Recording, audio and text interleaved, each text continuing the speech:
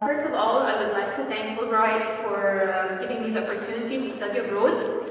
Actually, when I went to the interview, I was a little bit hesitant that they will accept me as I am a woman, a wife, and a mother at the same time. So I felt like Fulbright will not give me the opportunity to go and study, and they would prefer someone who's single and who can give more, as someone might think, to work instead. So therefore, I'm so grateful to Fulbright Commission and to the USA in general for appreciating women and appreciating mothers and wives and not making that as an obstacle in the way of their professional life instead.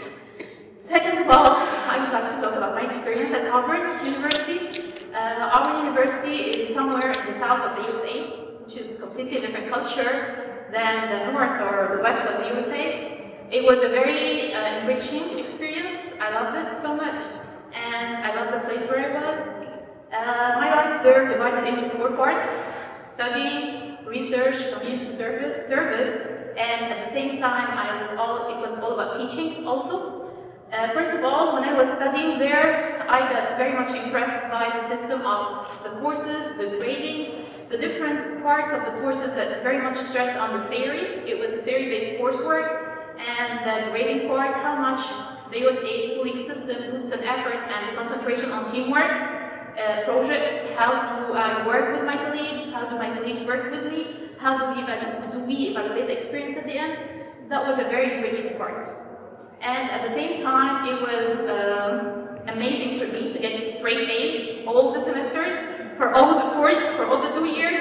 It was very impressive, but when I followed it, it was like a logical sequence that's going on, because the grade does not only depend on my final exam, it depends on my projects, it depends on my interaction with my colleagues, it depends on all other aspects of education, not only the final exam or the memorizing part.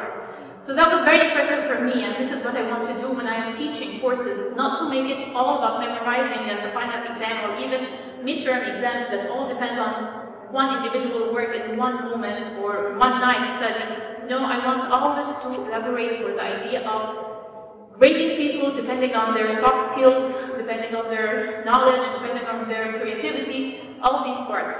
So yes, it was amazing for me coming from a schooling system or education system that depends more on memorizing, more on less on interaction, less on creativity. That was a very good part for me. Another thing that I would like to concentrate on here is that I asked my professors that I want to assist in teaching some courses when I was there. So I worked as a teaching assistant for some courses. It was a very good experience for me, especially when I'm comparing when I was a teaching assistant here in Egypt and how does it work when I'm teaching assistant in the USA.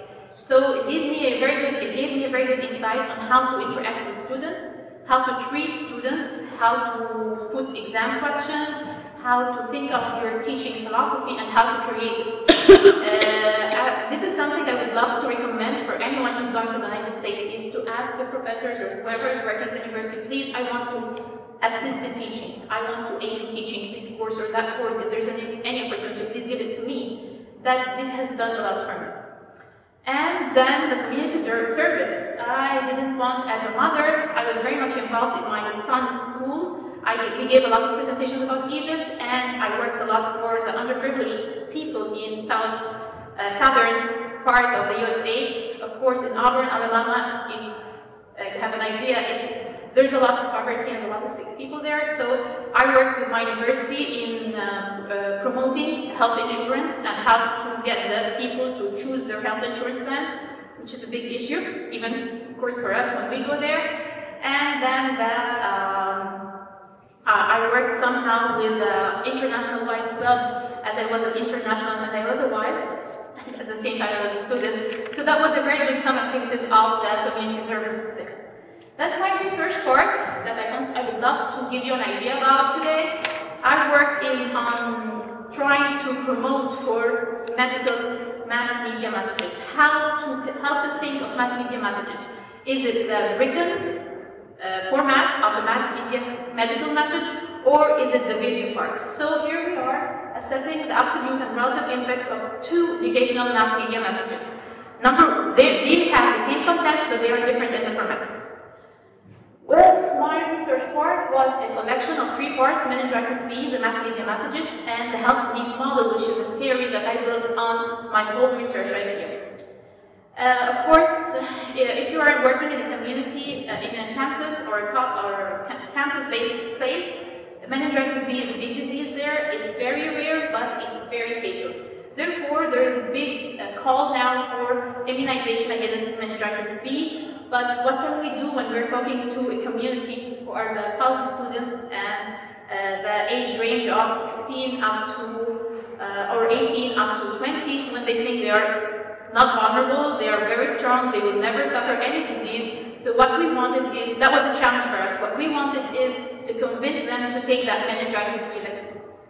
So, which is better influencing the intention to obtain the Met B vaccine? Is it the written format of a health message, or is it the video format of a health message? That was my research question. And what we did is that we had participants in phase 1 and then participants in phase 2. In phase 1, what we did is that we offered survey for students, college students, then we exposed them to the mass media message, which is either written or video, and then we made another survey to take their intentions, to know, do they intend more to take the Met B vaccine or not.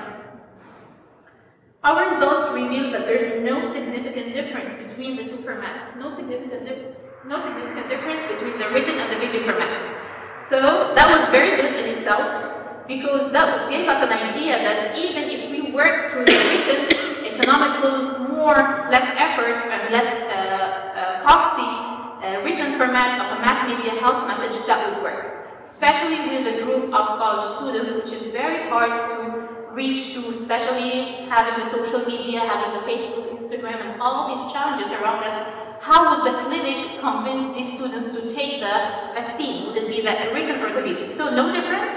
Several researchers agreed with us, and the relatively low-cost text educational could be even more handy to do and more applicable to our situation. Products of my research journey so far, of course, something else I want to point out too is that as a student who goes to the university, you have all the opportunities to share with other professors, not only your professor, at least that was the case in my institution. I, of course, volunteered in many other research projects with other professors, and I also worked, of course, on my research.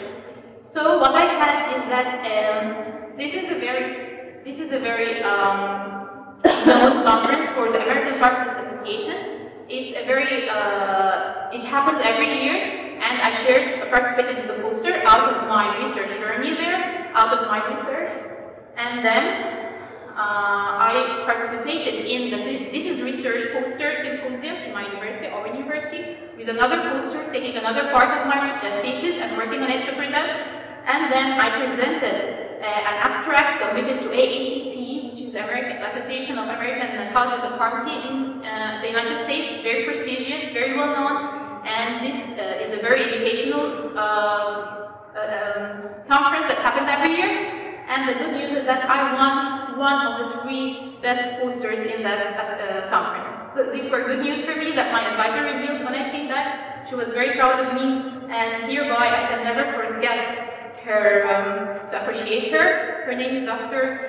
Kimberly Garza. She was my professor and my advisor, and I will always be indebted to her for always helping, supporting, and being with me. Thank you so much, everyone, and see you.